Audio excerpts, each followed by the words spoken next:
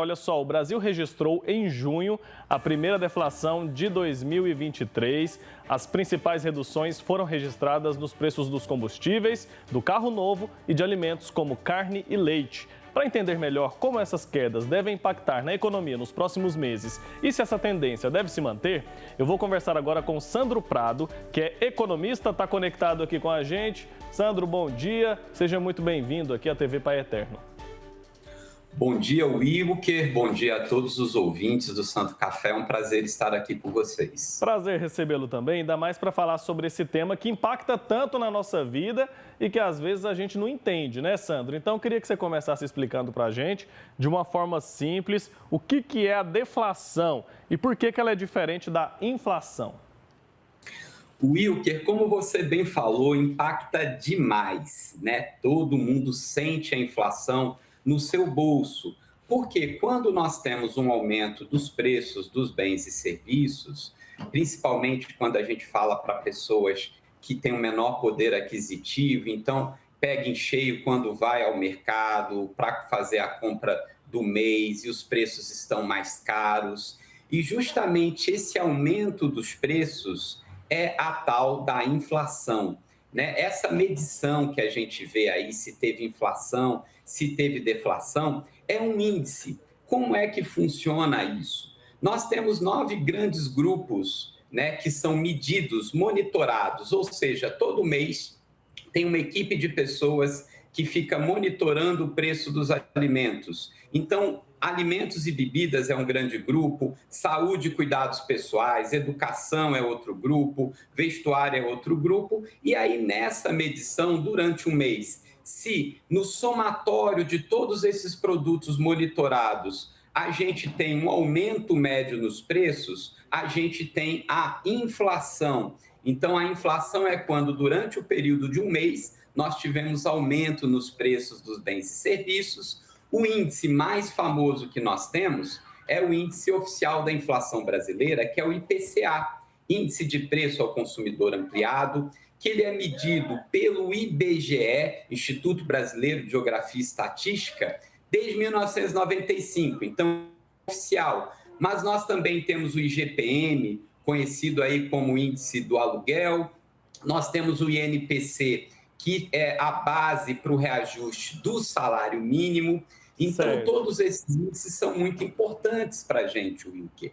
Quando esses índices, eles, na verdade, os preços não aumentam e sim diminuem, a gente tem um fenômeno chamado de deflação. Então, a deflação é quando, de um mês para o outro, a média dos preços dos bens e serviços tem uma pequena redução. E, no mês de junho, nós tivemos uma redução muito pequenininha nessa média, que ficou em menos 0,08%. Tá certo, tá explicado então. A gente esperou muito por isso, né? Para os preços pelo menos se estabilizarem e começarem a cair. A gente sabe que a queda é lenta, né? E eu quero entender um pouco melhor por que a inflação caiu em junho, por que a gente teve então essa deflação e se essa tendência deve continuar. O que a gente deve esperar para os próximos meses? Dá para fazer uma previsão disso? Tá, na verdade, Wilker, por incrível que pareça, não é saudável a gente ter meses consecutivos de deflação. Por quê? Quando nós temos uma deflação, pode significar que a economia não esteja tão bem, porque a tendência é que a economia cresça e que o preço dos alimentos, por exemplo, eles subam, que o preço da habitação suba, mas suba pouquinho. O ideal é que a gente tenha uma inflação baixa, uma inflação controlada, porque reajustes a gente sabe que é normal, porque existem preços, por exemplo, que são monitorados pelo governo, como é o caso de plano de saúde, como é o caso de energia elétrica, os preços das mensalidades da faculdade, do colégio dos meninos, eles todos os anos vão subir. Então, a inflação, ela vai existir.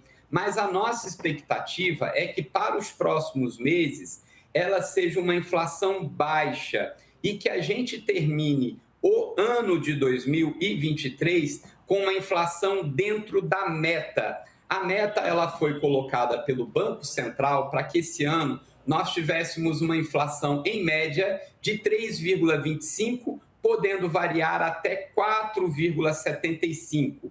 Hoje o Banco Central estima que a inflação vai ficar por volta de 4,95%. Ou seja, nós temos tudo para fechar 2023 com a inflação dentro da meta e que agora em agosto a gente já possa ter a boa surpresa, que é muito importante para a atividade econômica, para todo mundo que está nos ouvindo, a redução da famosa taxa de juros Selic. Com a inflação controlada, o Banco Central tem tudo para reduzir a taxa de juros. E aí fica mais barato para quem vai fazer empréstimo, para quem vai comprar casa, para quem vai financiar carro também. Sandro, a gente sabe que a deflação não é tão saudável, né? Isso se não for controlada para a economia do país, mas a dona de casa estava esperando, já tinha bastante tempo, viu?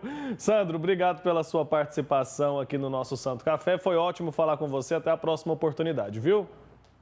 Wilker, foi um prazer. Tenham todos aí uma quarta-feira muito iluminada. Para você também. Tchau, tchau. Até mais.